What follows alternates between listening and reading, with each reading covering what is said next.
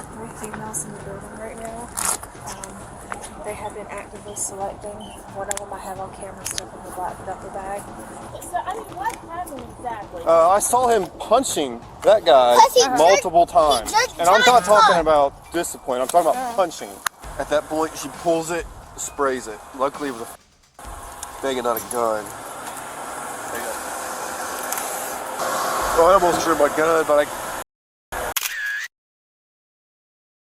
Viewer advisory. This footage contains discussion of physical violence against a child and the use of a chemical weapon against an officer. On October 9th, 2023, a routine retail theft call generated 3 parallel investigations. This analysis sets aside the incident narrative and focuses on the legal doctrines it triggered. What makes this case unusual is a rare contrast in modern police accountability. An officer with clear legal authority to use deadly force chose restraint instead. So I have 3 females in the building right now. They have been actively selecting. One of them I have on camera stuff in the black duffel bag that she selected off my floor. One of them is wearing a black jacket and she does not have a face mask on. The other one is wearing like a red lingerie suit, short sleeve shirt, shorts. They're still inside They're still in there, but we can't. They're still inside the building right now.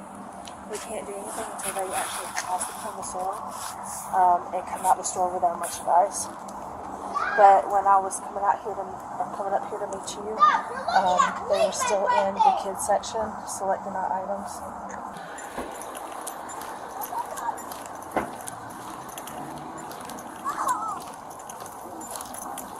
what are you doing? What do you mean, what am I doing? Come here.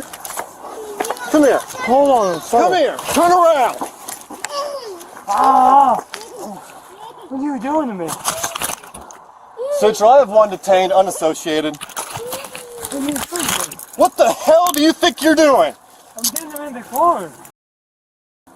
You keep on hitting it! Oh, at least they're on top of it. You have the right to remain silent. Anything you say can be used against you in court. You have the right to an attorney. If you cannot afford one, will be appointed to you at no charge. You have the right to stop answering my any questions at any time. You also have the right to have an attorney present during any questioning. Do you understand your rights? You understand your rights? Yes, no. You understand your rights. I haven't broken on, please. I'm glad someone called the police. She's inside our place. Who? Their mom? Yeah, she's in there. There she is. But when I told her he was dragging him by his neck, she went, oh, is he? What am I being arrested for? Why do you think, sir? I don't know. Yeah, I spanked him, but I mean... No, you did not spank him. Everything's on body cam. Is that your mom? Yes. Is that your husband? That has the broken arm?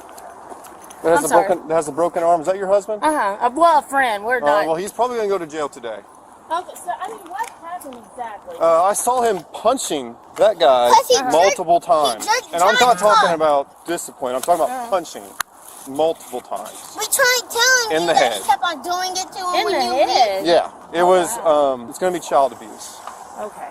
All right, which will probably lead to other issues, but on his side of things. Has he been acting up today or what? Because he wasn't listening, because he was running in and out of the aisles, and he basically he said, well, you're going to have to come get me if you want me to stop. Okay. And then finally, once he did get him, I guess. Look, I'm all for punishment of kids who act up, but what he was doing is not right. It's not within the laws. All right. We can go back to your car if you want. Is there anyone else 10-8 that can come to TJ Maxx? There's 3 suspects and just want me right now. 250. I'll help out if you need to. I'm right here. We got this guy in custody, so. If they're concealing things inside the store, we can detain them. Okay. But unless... As soon as they walk out with the merchandise, one had a black duffel that is ours that have a TJ Maxx tag on it, unless they have a magnet, but it is a black duffel. Central, can you generate a second call at the same address for child abuse? And that's the call that we'll have one in custody on. Those are the other 2. There's another girl that was with them. That was she was the one with the black duffel. Is that them? 250? We sure that's not them? She's saying that's them, but they don't have any merchandise. They dropped it inside the store. 10-4. The one the Brown's carrying the duffel bag. We can't stop them. They're the ones. Come over here.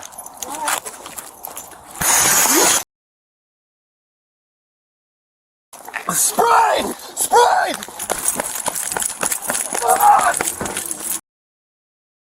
Black Dodge Stratus, fleeing the scene. Oh! Assault on officer! Assault on officer! Sarge, I'm here with you. I got you. God! Assault on officer. I got water in my car. Where's your car? Fraction's gonna be a Yes! Not a charger. It's an Avenger! It's not a charger. Like a video. Tag on the back. Hey, I got water. I got water. I got water.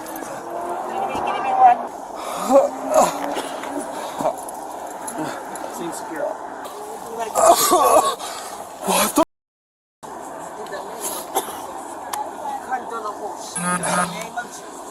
Touch right now.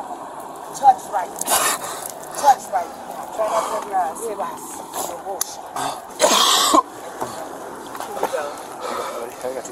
I've got some paper towels. Did you get sprayed? Yeah. Okay. You back up. Here's some water for us. What do you?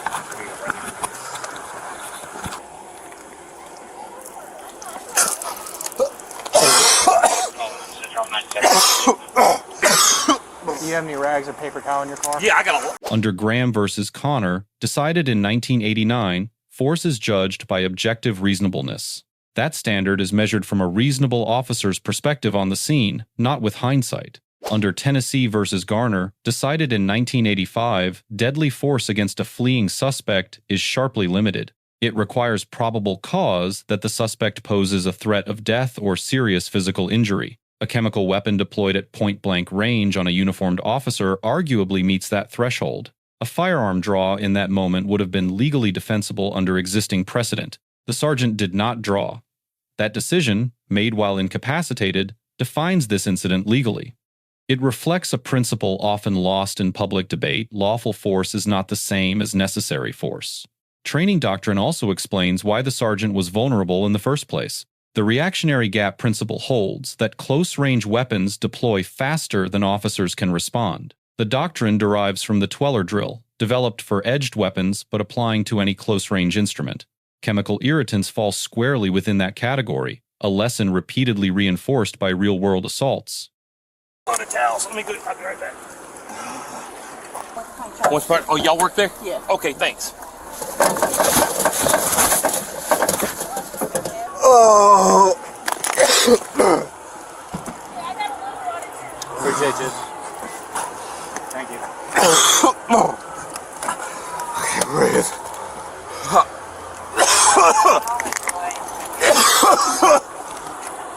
God, do it. Yeah. You want to get a 47 or something so we can get it? I think we got one. I think we got one over here. Yeah, we got one over here right now.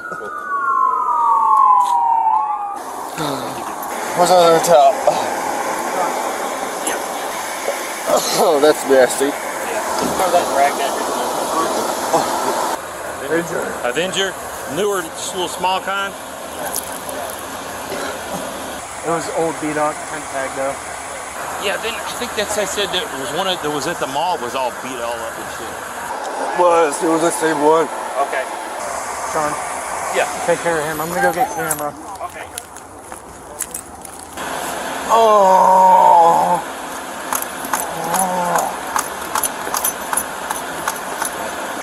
Okay. One of them pepper sprayed our sergeant. Okay.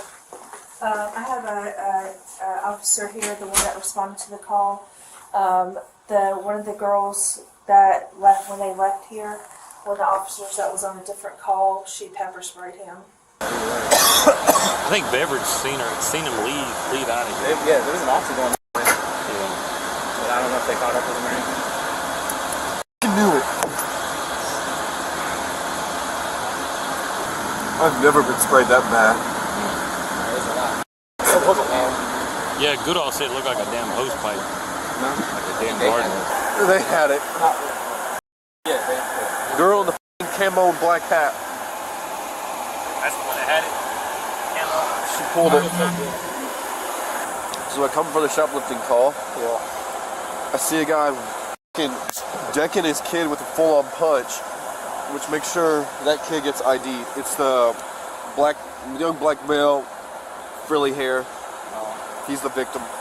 The full-on punch, child abuse. I saw it, witnessed it twice. I see the girls come out. They looked familiar. They matched the description. I see them going towards that Avenger.